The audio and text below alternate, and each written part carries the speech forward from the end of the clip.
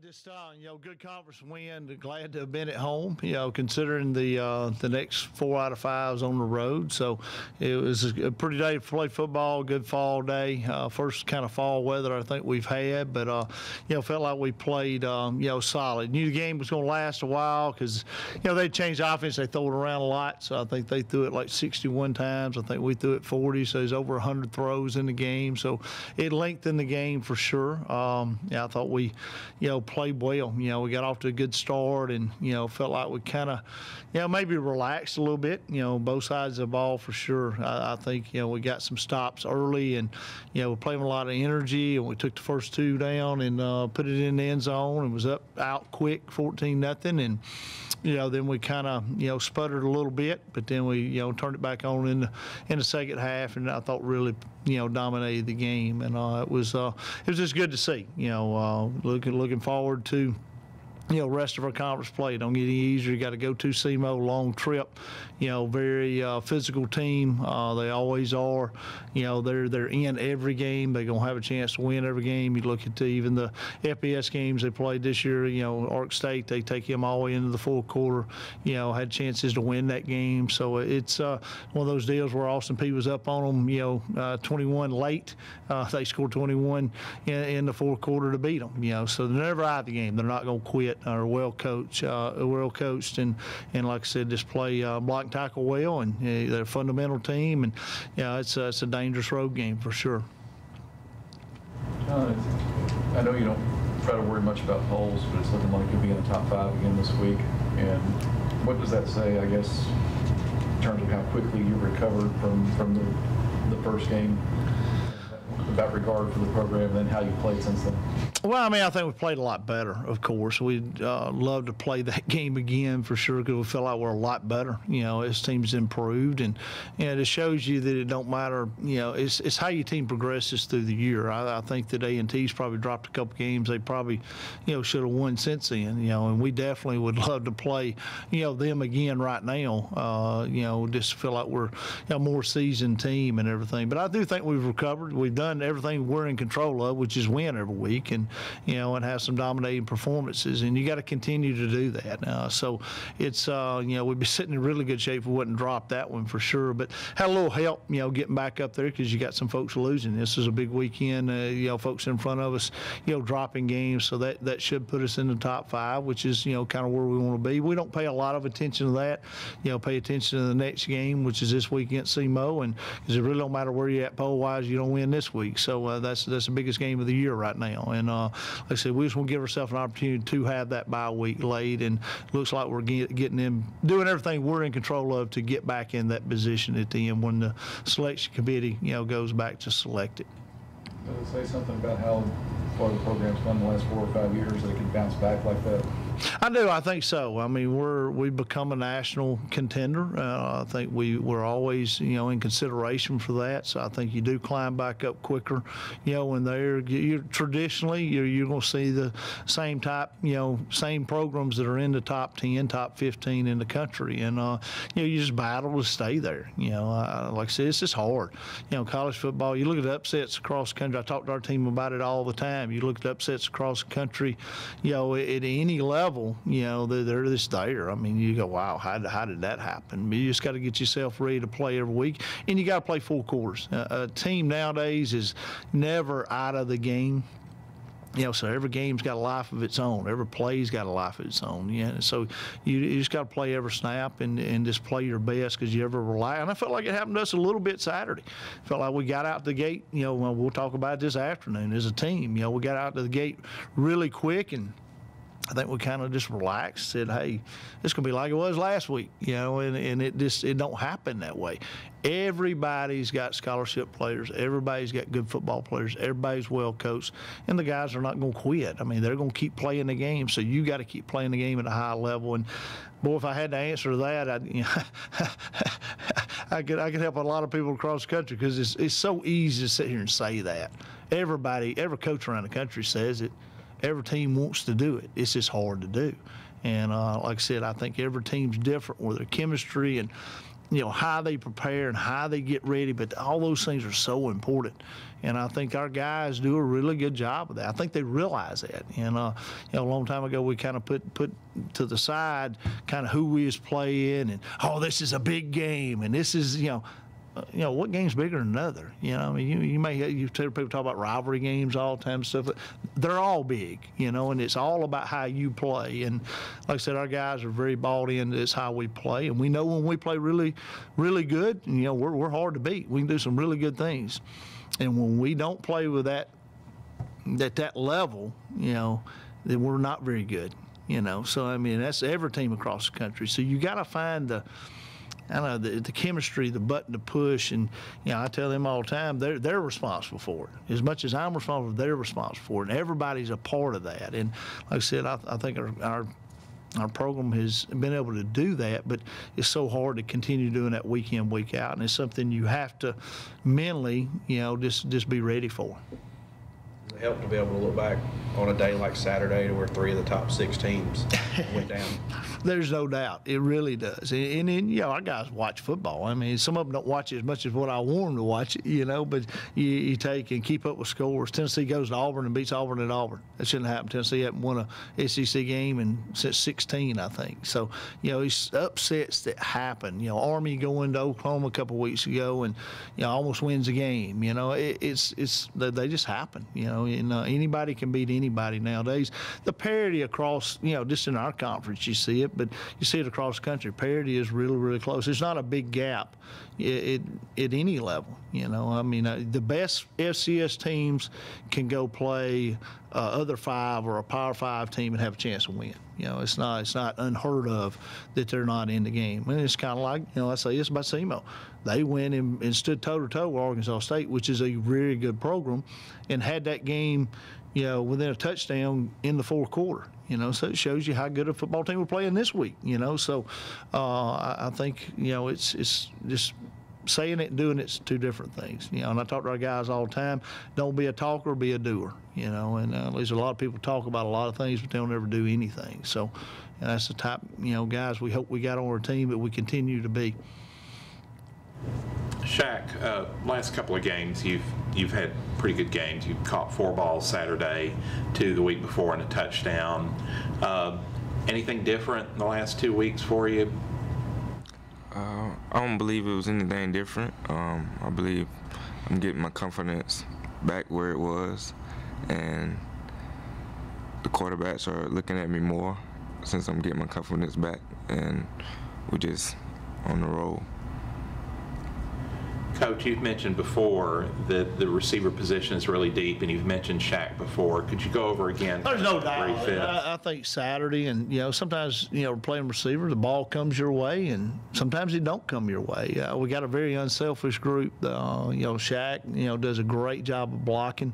When we run the ball, he does a good job of running routes. When he don't get the ball, and it kind of all works together. It's you can run great routes and not get the ball because the coverage didn't come to your side, because a lot of times the coverage dictates where the quarterback goes with the ball. So you may play a game and catch 10 balls or 5 balls, and the next game next 2 games you may not catch a ball because the coverage dictates a lot, and the timing and where you're at on the field and all those things. So very few of our plays that we go out and say, hey, we're throwing the ball to Shaq this play. It just don't work that way. And like I said, those guys have been very unselfish, and Shaq is like that. It's just been fun to watch his process. He's had some injuries through his career, and he's just a guy that, that's Connor. He shows up and does his job every day. He's a joy to be around. One of my favorite, things is a couple weeks ago, he comes out to practice and he got his knee brace on.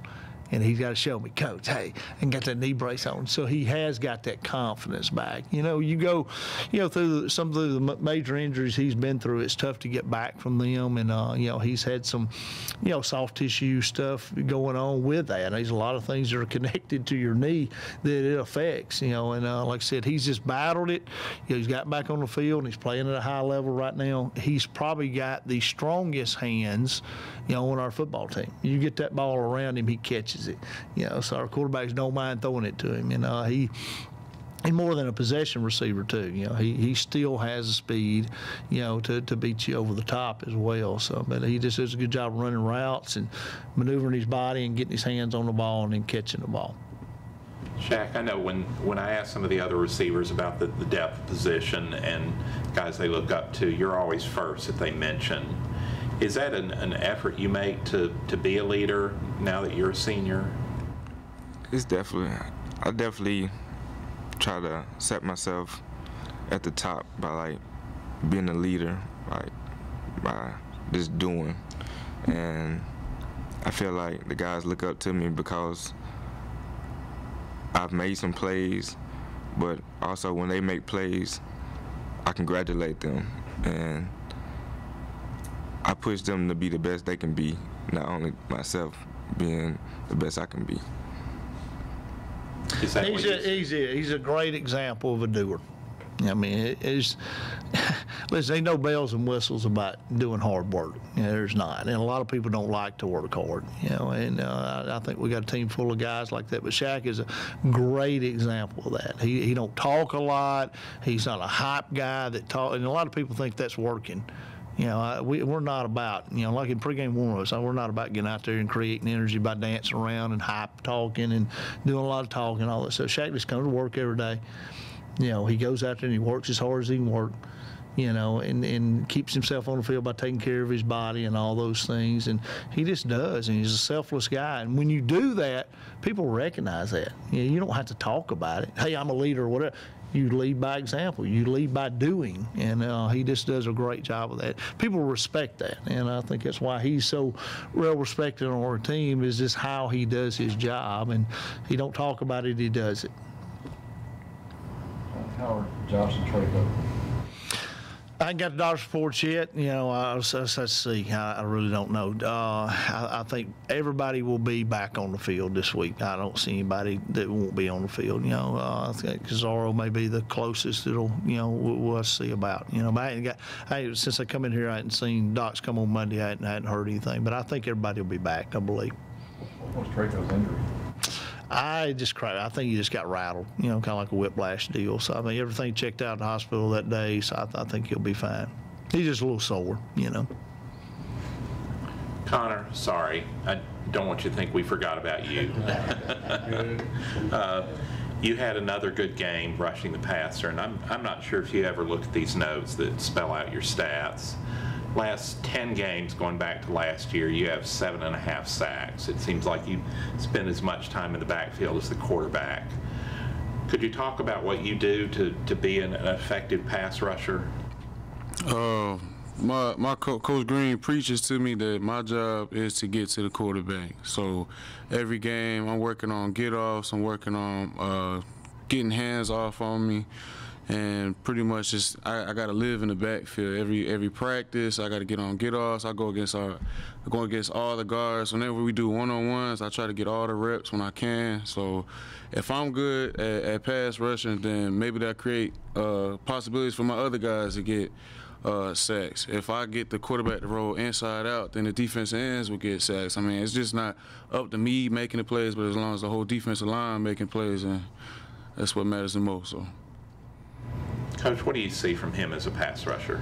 Well, I mean, he's dynamic. He uses his hands well. Usually pass rushers are able to use their hands very well. Connor uses his hands very well, and, he's got great feet. And he's got great quickness and strength, too. So, I mean, he's, just in that shoulder surgery didn't slow him down. He had shoulder surgery in all season, and he came through that. And, I think he's even gotten better than what he was last year. And he's always been just an effort guy. And, defense starts with effort. And I think he's this over-the-top, extreme effort guy. Always has been. He's just always been that type of guy on our team that plays with a lot of passion, a lot of energy, and effort. And when you talk about pass rushing, that's what it takes to get to the quarterback. Along with the skills. I mean, I think I'll tell you, Coach Green's got coached up on how they use their hands, and where they put their body at, and what to do when, and all those things. But he's a technician. I mean, I think he pays attention, watches a lot of film.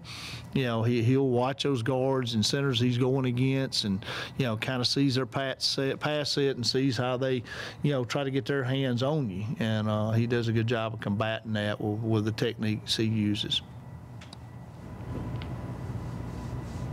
For both guys, the stats came out yesterday, and offense and defense, total defense, are ranked second in the nation. How does that help Monday through Thursday, knowing that you get to go against one of the best? Connor, you against one of the best offenses in the country, and Shaq, you get to go against one of the best defenses in the country. How does that prepare you for game day? I feel like every day we come out and get better, no matter where we're at in the polls. Me personally, I feel like we got the best defense in the nation, and I feel like they do a good job of competing, making us better each and every day. DBs don't hold you into the Shaq. Oh, man.